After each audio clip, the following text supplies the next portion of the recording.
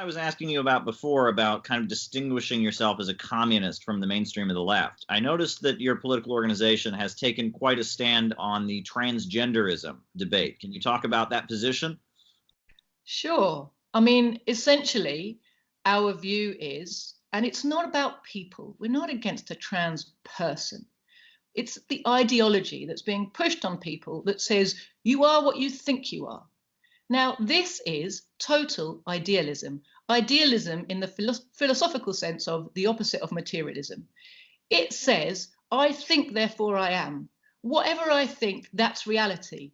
Now, as a Marxist, we have to uphold the idea that, or the reality, that material reality is real and is the basis of our ideas. A Marxist says, first there's reality, then our brain interprets reality and gets ideas.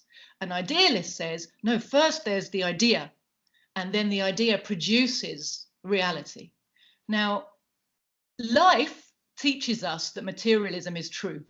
Materialism can be tested by science, by living. Idealism, is a human construct. It's what makes gods, okay? This transgender ideology is pure idealism. It says, if I feel something, it's true. We've all got our own reality. We've all got our own way of, now, of course, we all have our own feelings. Yes, can't dispute that. But your feelings are a reflection of something. Your feelings come from somewhere.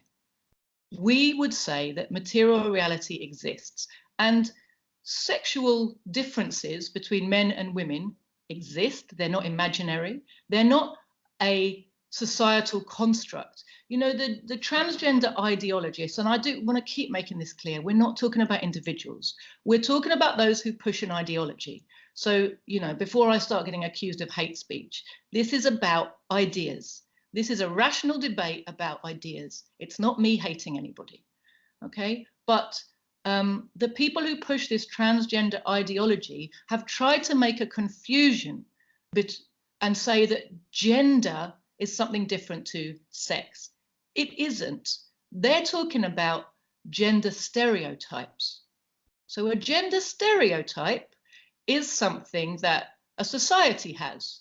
And some of it may reflect reality and some of it may not. Some of it may reflect the history, the class basis, whatever, of that particular society. Some of it may reflect some reality. We have a stereotype that women's hands are more gentle. Well, in fact, that's based in reality because women have twice as many sense receptors in their hands than men. There's a biological reason for that. We are biologically designed to carry and to feed and to nurture babies. So it makes sense for us to have very sensitive hands. Babies are very delicate. That is not a stereotype that I've, just made up to oppress men or women with. It's a biological fact.